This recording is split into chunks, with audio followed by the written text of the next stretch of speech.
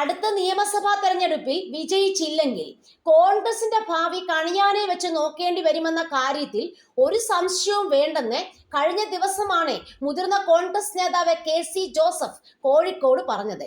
തദ്ദേശ സ്വയംഭരണ തെരഞ്ഞെടുപ്പും നിയമസഭാ തെരഞ്ഞെടുപ്പുമെല്ലാം പടിവാതിൽക്കലെത്തി നിൽക്കുമ്പോഴും കോൺഗ്രസ് പാർട്ടിക്കുള്ളിലെ തീരാത്ത പടലപ്പിണക്കങ്ങളെ ചൂണ്ടിക്കാട്ടിയായിരുന്നു കെ.സി. ജോസഫിന്റെ പ്രതികരണം.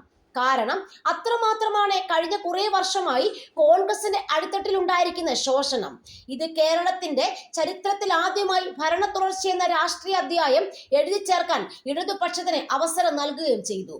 പാർട്ടിയുടെ പരമ്പരാഗത ശക്തികളായ ക്രൈസ്തവ വിഭാഗങ്ങൾ പാർട്ടിയെ കൈവിട്ടതാണ് കേരളത്തിലെ കോൺഗ്രസിന്റെ ശക്തിക്ഷയത്തിന് കാരണമെന്ന വിലയിരുത്തൽ അന്ന് മുതലേ ഉണ്ട്. പക്ഷേ പാർട്ടിയെ കേഡർ സ്വഭാവത്തിലേക്ക് മാറ്റുമെന്ന് പറഞ്ഞ് KPCC അധ്യക്ഷനായി കെ സുധാകരൻ എത്തിയിട്ടും അടിത്തട്ടുറപ്പിക്കാൻ നേതൃത്വത്തിനായില്ല.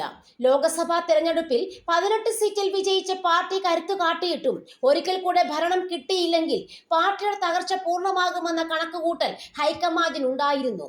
കാരണം കോൺഗ്രസ് ക്ഷയിക്കുമ്പോൾ അവിടെ BJP കളമുറപ്പിക്കുകയായിരുന്നു.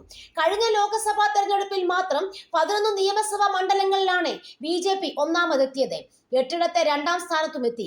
ഇതിനെ ഏറെ ഗൗരവത്തോടെയാണ് നേതൃത്വം കാണുകയും ചെയ്തത്. ഇതിനിടെയാണ് നേതൃമാറ്റം എന്ന കാര്യമായ ചർച്ചയിലേക്ക് പാർട്ടി പോയത്. പാർട്ടി ശിബിരം സംഘടിപ്പിച്ചു. അഹമ്മദാബാദിൽ AICC സമ്മേളനം നടത്തി. DCC പ്രസിഡന്റുമാരുടെ അധികാരപരിധി വർദ്ധിപ്പിച്ചു. ഏറ്റവും ഒടുവിൽ ഒരു ക്രിസ്ത്യൻ പ്രതിനിധിയായി പേരാവൂർ MLA അഡ്വക്കേറ്റ് സണ്ണി ജോസഫിനെ തന്നെ ഹൈക്കമാൻഡ് പാർട്ടിയുടെ സ്റ്റിയറിംഗ് ഏൽപ്പിക്കുമ്പോൾ നേതൃത്വം പുതിയ പ്രതീക്ഷയിലാണ്. 2004-ൽ PP തങ്കച്ചൻ KPCCയുടെ 31ാമത് അധ്യക്ഷനായി എത്തിയതിനു ശേഷം ഇതുവരെ ക്രിസ്ത്യൻ മതവിഭാഗങ്ങളിൽപ്പെടുന്ന ആരും അധ്യക്ഷ സ്ഥാനത്തേക്ക് എത്തിയിരുന്നില്ല.